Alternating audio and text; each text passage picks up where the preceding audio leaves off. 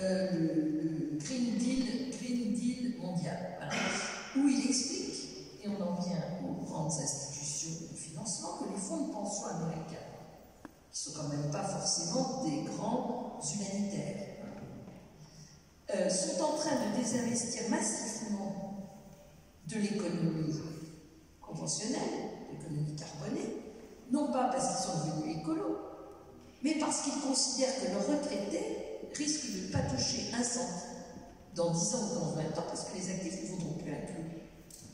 Et donc, ils sont en train de retirer les fonds qui sont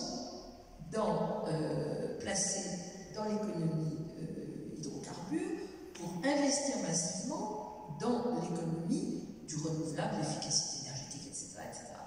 Ce qui veut donc dire qu'en réalité, d'une certaine manière, la finance s'est prise à son propre piège quelque part et est contrainte, pour pouvoir perdurer dans son être, de changer son société.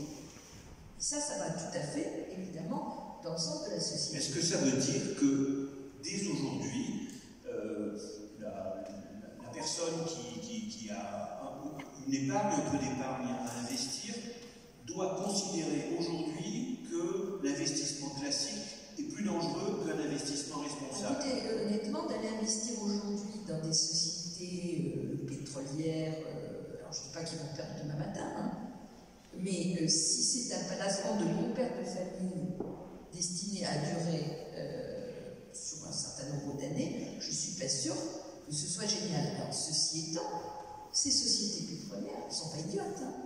Elles sont en train d'investir massivement sur autre chose.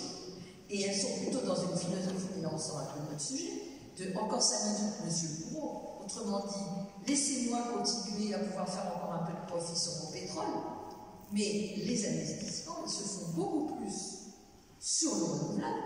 Par exemple, Total a monté une des plus grosses centrales solaires du Texas, avec une rentabilité extraordinaire, puisqu'on vend l'électricité à même pas 3 centimes du kilowattheure, c'est-à-dire le prix du charbon, globalement. Donc, ils savent très bien, simplement qu'ils essayent de tirer encore un peu de tout ce qu'ils peuvent tirer sur les profits pétroliers.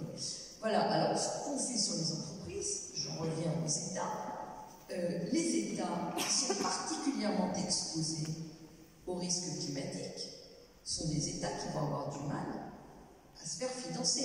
Alors, c'est pas très juste, parce que les États particulièrement exposés aux risques climatiques, c'est pas forcément ceux les plus gros pollueurs. Qui sont les plus gros pollueurs, comprenez-nous bien.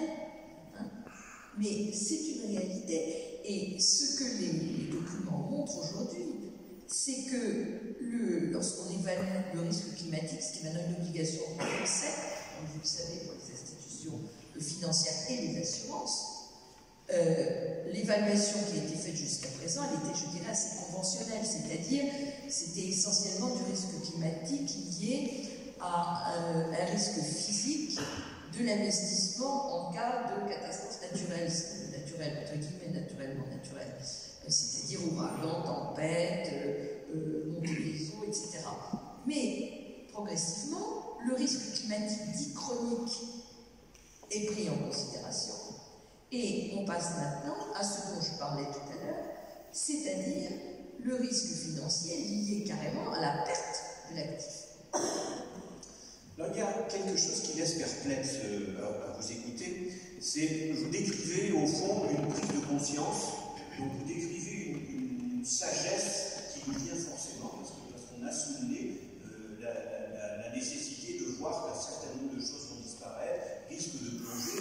Donc il y aurait une montée de la sagesse publique, il y a des rapports qui expriment cette sagesse, il y a l'espoir que même les agences de notation s'en rendent compte, et de l'autre côté, il y a une accélération de la finance folle, celle qui finalement se nourrit des problèmes sociaux. Qu'est-ce qu'il faut en penser? Il faut en penser qu'on accélère et qu'on va aller dans le mur, et que ça ira mieux une fois qu'on sera tombé, ou bien on va éviter ce que j'ai Ce que je vais vous dire, ce n'est pas de la sagesse, c'est de la raison. Ça, disons qu'il y a alors la raison et de l'autre côté. C'est pas de la sagesse, c'est pas de se dire c'est vachement grave l'histoire climatique, il faut qu'on fasse quelque chose. C'est de se dire mince, nos actifs ne vont plus rien valoir du tout. C'est ça, mais donc c'est pas vraiment de la sagesse, c'est vraiment de l'intérêt bien expliqué. Cette raison qui finit par s'imposer, à vous entendre, et en même temps la poursuite de la course déraisonnable. Parce que d'abord, les choses sont toujours plus complexes. Je décris une partie de la réalité, mais qui est en construction, je dirais. Pour l'instant, on est encore largement dans le monde d'avant qui perdure et qui même accélère. Parce que ce que je suis en train de dire, il y a énormément de gens qui en sont conscients et qui essayent de prendre tous les bénéfices et profits qu'ils peuvent prendre avant que ça se casse la figure. On va dire les choses, je ne sais pas si vous en pensez. N'hésitez pas à prendre le micro si vous voulez participer.